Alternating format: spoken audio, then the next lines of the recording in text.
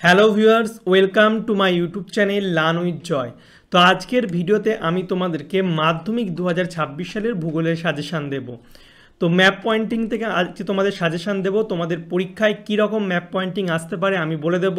তোমরা ভিডিওটি শেষ পর্যন্ত দেখবে, এর বাইরে কিন্তু তোমাদের পরীক্ষা আসবে না। এবং এই ভিডিওটি সম্পূর্ণ দেখলে তোমরা ম্যাপ পয়েন্টিংয়ে 10-এর মধ্যে কিন্তু 10ই পেয়ে যাবে। এবং বলে দিই, এর আগের ভিডিওতে আমি প্রাকৃতিক ভূগোল এবং আঞ্চলিক ভূগোল থেকে সাজেশান দিয়েছি। সেই ভিডিওগুলো তোমরা না দেখে থাকলে আমি ডিসক্রিপশন বক্সে লিঙ্ক দিয়ে দিচ্ছি, সেখান থেকে দেখে নেবে। তো দেখতে পাচ্ছ ম্যাপ পয়েন্টিং তোমাদের 6-এর দাগে থাকে, ঠিক আছে। এবং 6-এর 1-এর দাগে আমি পুরো টপিক ওয়াইজ কিন্তু ভাগ করেছি। যেমন প্রথমে রেখেছি হচ্ছে ভারতের পাহাড় পর্বত, মালভূমি, সমভূমি, উপত্যকা এবং উপকূল। এখান থেকে যে ম্যাপ পয়েন্টিংগুলো ইম্পর্টেন্ট সেগুলো দিয়েছি এবং এর মধ্যেও ভাগ করে। যেমন পর্বত, কী কী পর্বত তোমাদের পরীক্ষা আসতে পারে: আরাবল্লী পর্বত, এটা 2020 সালে মাধ্যমিক এসেছে। শিবালিক পর্বত 2018 সালে এসেছে।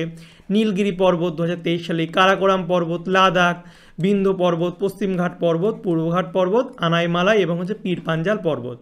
এগুলো তোমাদের পরীক্ষা আসতে পারে পর্বত থেকে।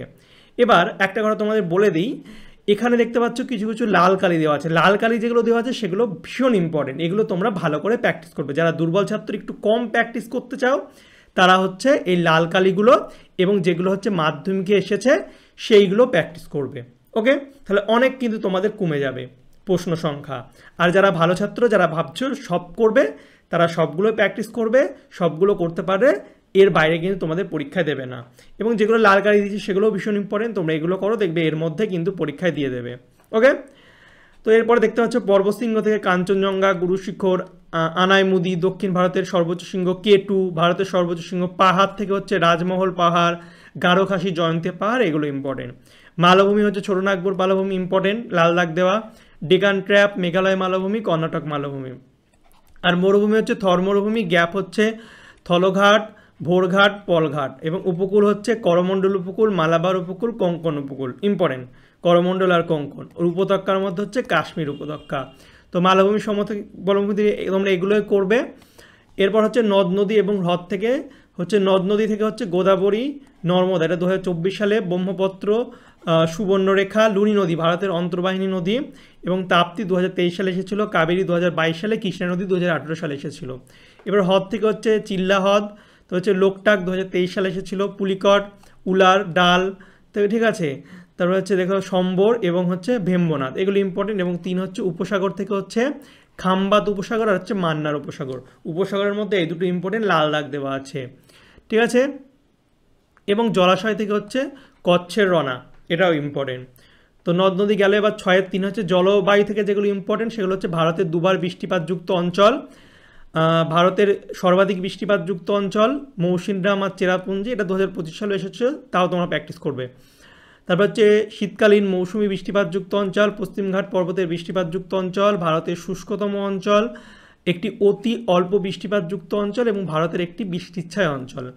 এবং স্বাভাবিক উদ্ভিদ থেকে ভারতের কেন্দ্রীয় বনভূমি গবেষণা কেন্দ্র, চিরহরিত অরণ্য, আর্দ্র পর্ণমোচী, শুষ্ক পর্ণমোচী আর মরু উদ্ভিদ, এগোটা করবে। এবং মৃত্তিকা থেকে ভারতের লবণাক্ত মৃত্তিকা, কৃষ্ণ মৃত্তিকা, লোহিত মৃত্তিকা এবং ভারতের মৃত্তিকা গবেষণাগার, এগোটা করলেই হবে।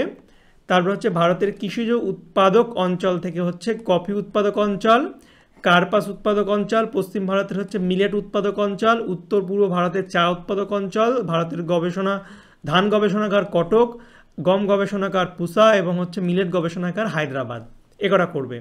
আর ভারতের শিল্প হচ্ছে উত্তর ভারতের বৃহত্তম মোটর নির্মাণ কেন্দ্র শিল্প, পূর্ব ভারতের একটি লৌহ ইস্পাত কেন্দ্র যেমন জামশেদপুর, এর মধ্যে ভিলাইটা বেশি ইম্পর্টেন্ট, এরপর হচ্ছে রাউরকেল্লা।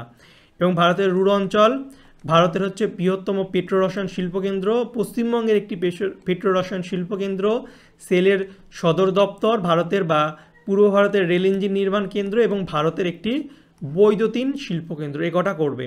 এরপর ভারতের বৃহত্তম তথ্য প্রযুক্তি শিল্পকেন্দ্র, এটাও ইম্পর্টেন্ট।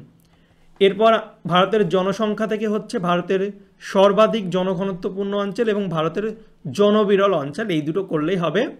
তারপর ভারতের বন্দর বা বিমানবন্দর থেকে হচ্ছে ভারতের প্রবেশদ্বার মুম্বাই বা বৃহত্তম সমুদ্র বন্দর, দক্ষিণ ভারতের বৃহত্তম সমুদ্র বন্দর চেন্নাই, ভারতের করমুক্ত বন্দর বা কান্ডালা, তারপর হচ্ছে কলকাতা বন্দর, হলদিয়া বন্দর, আরব সাগরের রানী কোচি, আর মারমাগাঁও বন্দর বা লোহা রপ্তানি, নিউ ম্যাঙ্গালোর কফি রপ্তানি, আর হচ্ছে তিতিকোরিন হচ্ছে ভারতের গভীর সমুদ্র বন্দর।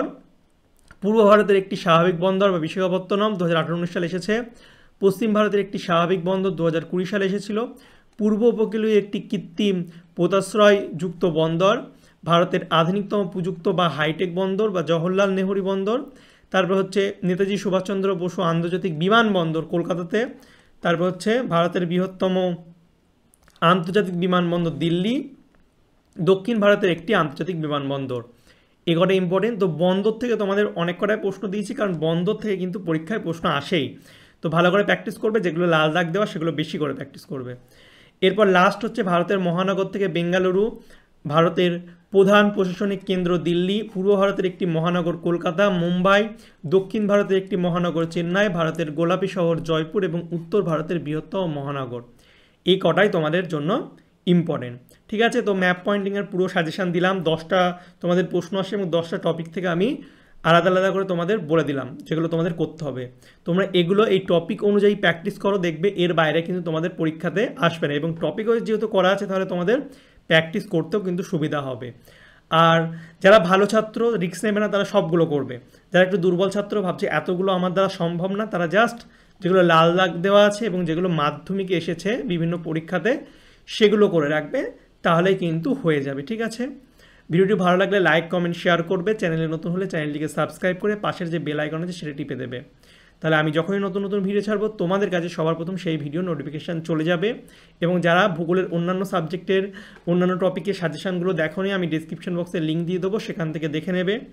যারা এখনও হোয়াটসঅ্যাপ আর টেলিগ্রাম চ্যানেলে যুক্ত হয়ে যাওনি, আমি লিঙ্ক দিয়ে দিচ্ছি। মাধ্যমিক 2026-এর জন্য সেপারেট হোয়াটসঅ্যাপ গ্রুপ আছে, সেখানে তোমরা জয়েন করে যাবে। ওকে, চলো বাই, দেখাবে তোমাদের সঙ্গে পরের একটা ভিডিওতে। Thank you for watching my videos.